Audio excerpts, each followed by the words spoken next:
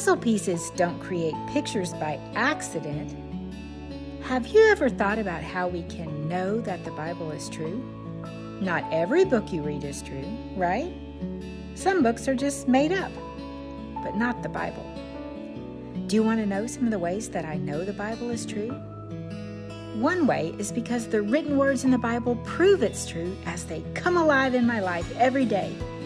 It stirs my heart. It lights my path. It proves itself within me every day with, yes, this is it. This is what life is about.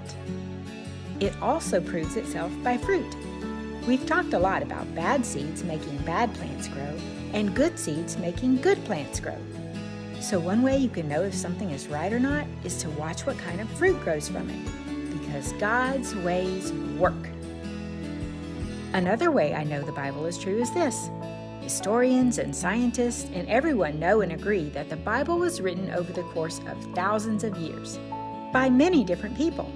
But it's really awesome how when you line up all the books and letters of the Bible together, they all tell the same story. It all fits together like a beautiful puzzle, even though it was written by many different people, most of whom didn't even know each other or even live at the same time. All of the pieces fitting together shows there is one author, one God who is writing this one amazing story from beginning to end. Have you ever done a puzzle? What if over time you found a bunch of puzzle pieces scattered around and started collecting them? Maybe you find one under your bed, one out on a walk, and one in your old lost toy truck. And what if once you started connecting all of the pieces to each other, you could see that it made one beautiful picture, like of a bird or a sunset? As you looked at that picture, would you ever think, maybe it's just an accident that all those pieces fit perfectly together to make this picture? Just a coincidence. It's just random chance. No, that would be ridiculous. Of course those pieces were supposed to fit together, or it wouldn't make a picture at all. That's kind of what it's like with all the books and letters in the Bible. They fit together, and there is no way they could fit by random chance. They were obviously made to go together. Also, many of the prophets in the Bible talked about things that would happen in the future. Just for one example, no one thinks the parts of the Bible like Amos, Hosea, or Isaiah were written after Jesus died. It's just not possible. There's lots of historical evidence that proves these books were written way before Jesus was born, but they talk about Jesus many times. The prophet said, "These things are going to happen," and they did happen, hundreds of years later. There are over 300 times in the Bible where someone says something about the rescuer, Jesus, before he was even born. God's heaven's ears were so connected to him that they could see and say prophetic things that had not even happened yet, maybe even without even fully knowing what they were seeing forward to. Do you realize how amazing that is? Let me give you an example. What if I told you right now that once you were all grown up, you were going to meet a special man who would change your life, and that he would have white hair? You might think, well, you might be right just by accident. It would be easy to meet a man with white hair someday.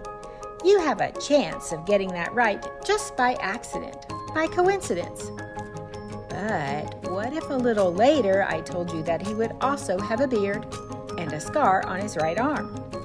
Then what if years later someone else who you'd never met and who didn't know me told you that this special man would drive a green truck and be from Africa, even though he was born in Asia? Whoa, there isn't much of a chance that you'd meet someone exactly like that just by accident, is there? And then what if years later you found a really old letter that someone wrote hundreds of years ago, and it talked about this same man, and that he would be a furniture builder, and that his mom's name was Mary Jane.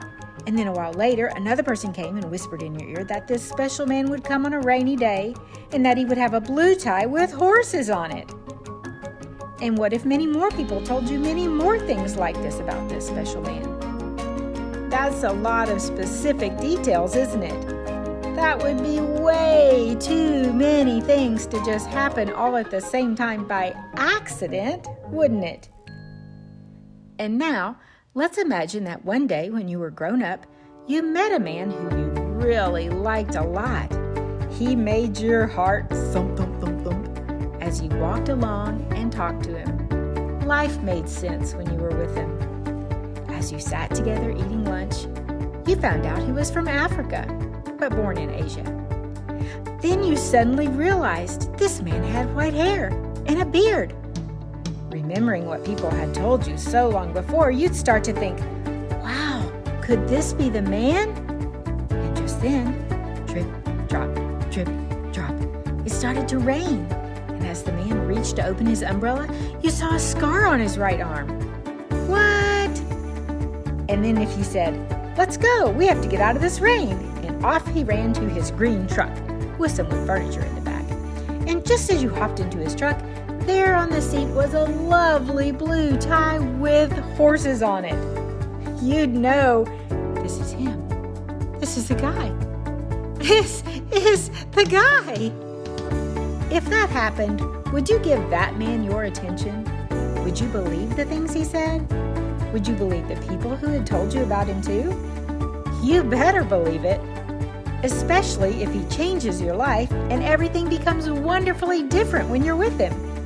That's what I meant when I said, most of all, the fruit from his seeds is healthy, yummy, and makes you come alive to God when you eat it. So there's a little example for you of what it was like for all those prophets and other people to write about Jesus for years and years before he was even born. And then he came. He fulfilled and made true and real everything the prophets and Psalms had said about him.